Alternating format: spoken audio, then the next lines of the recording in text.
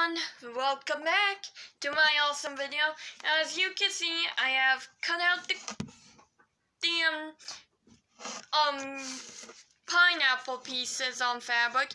Now we started with just the cutout from a cardboard box. Looks like a Pepsi box, I guess because it was from a Pepsi box.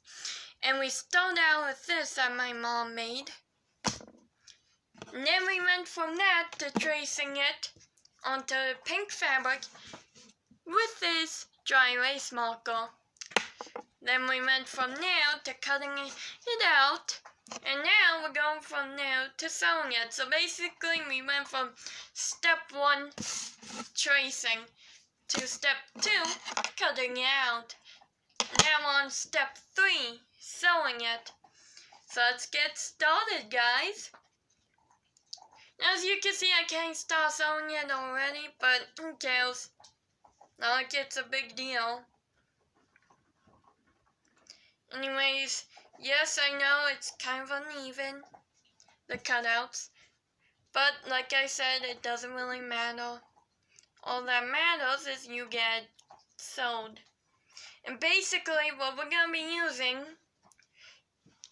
like I used for this awesome cat toy, which is a mouse. At least it's supposed to be a mouse. I'm gonna be using these awesome things. Why? Because I think they're the best material for cat toys. But I could be wrong.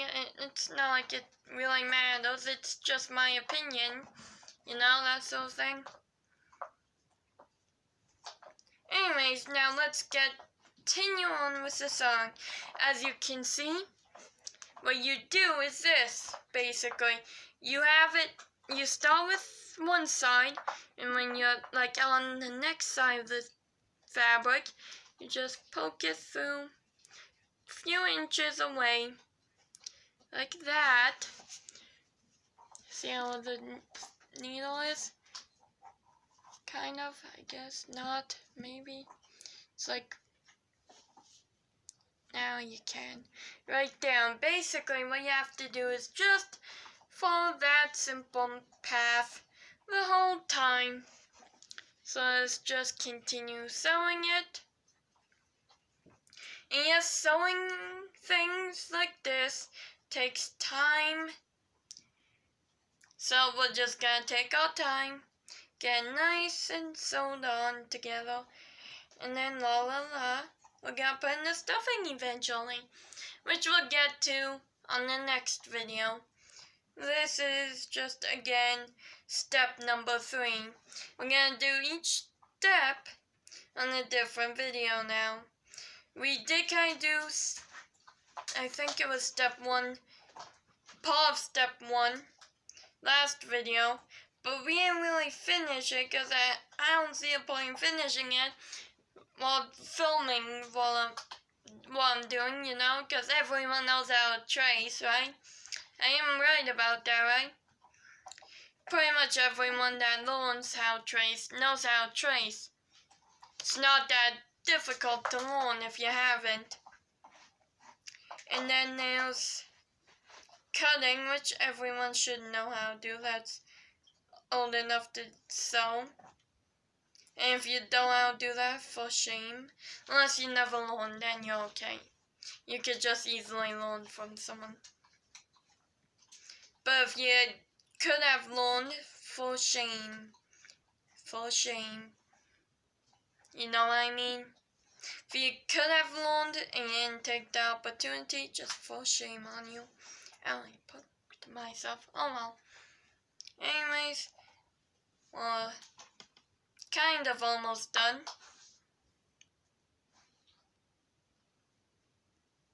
So yeah, as you can see, we gotten this far, this part. So you just have to keep going now. Yay. Then once we're done with this, we're gonna be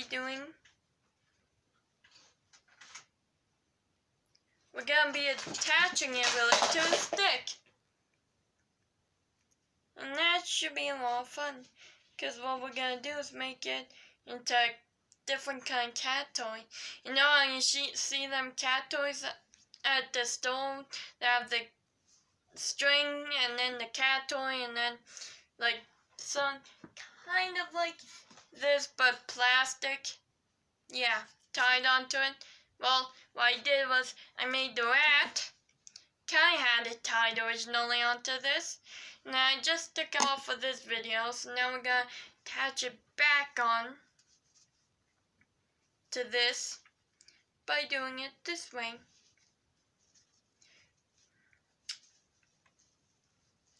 And basically what this is for is to increase the bond.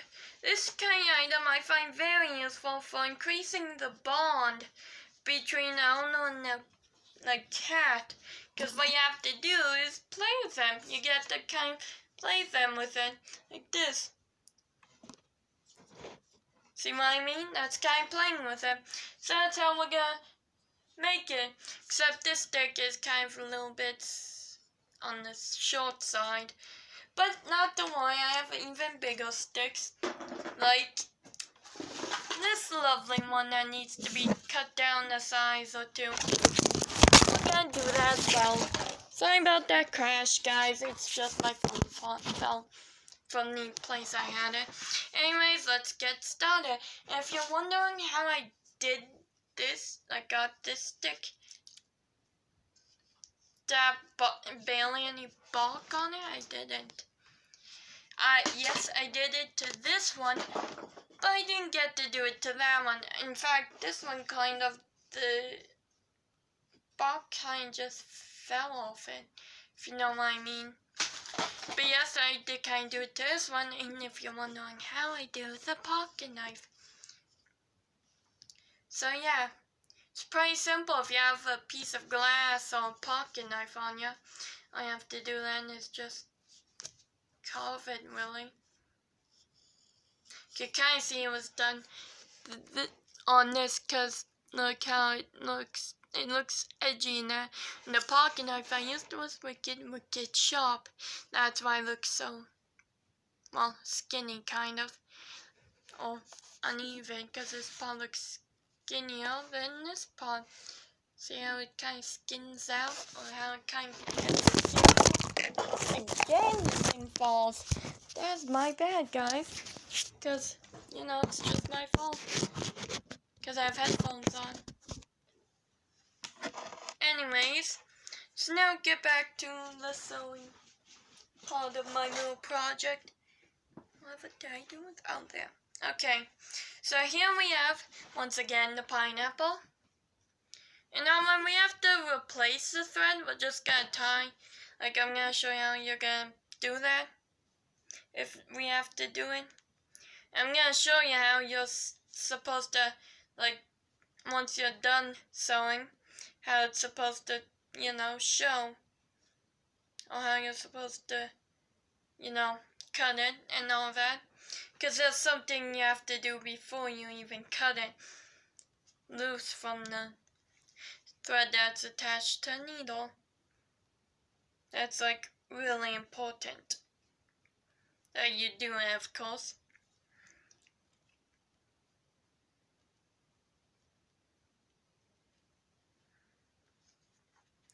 So yes, we got this far now. Well, on the second thing, or the second part, leaf, this leaf right next, this one right here, one. So we're getting pretty far on this. As you can see, bit by bit we're getting farther and farther. It's really quite amazing how far we got in such a short amount of time. And while we're doing this, I guess I could talk about cats or animals. You see, to me, I do believe in something called the circle of life. At least something like that in the Lion King movie. There is, if you think about the Lion King movie, when they spoke about a circle of life, they weren't that far off. It is something like that. There is a cycle in life. It's pretty simple to see it. See, lions eat, like, I don't know how to explain it, but the antelope in that. And when the antelope and the grass-eating animals die, they become the grass, or they become buried in the soil and maybe become part of the soil. And who knows? And then when the lions die, basically lions eat the antelope and the zebras and that. And when the lions die, well, they become maybe buried in the soil, and I think they become part of it, basically. Well, then they might, and then the zebras and the grass-eating animals eat the grass, which is basically where the lions have died and that. So if you think about it, there may be a cycle of life. There's a cycle for sure in life. We live, we kill, we die. We kill to survive, and then we die. That's just one of the many cycles in life. There's also lots of other cycles, like the rain cycle. It's not just a cycle. There's not just one cycle, but many cycles. Life itself is a cycle, really. It's really quite extraordinary. If you respect that cycle, then I say good for you, because you should. It's not that hard to respect that cycle. But if you don't, for shame. My brothers don't believe in God, and I say to them, for shame in my head, because they should. I think God's real. Now, you may not think him, but that's okay, it's your opinion. Just don't go telling everyone else he's not real, especially to those who believe he is. To those who believe he is, well, that's their savior. If you don't believe in him, that's okay, I guess. Just don't go telling other people he's fake, because that's not true to them.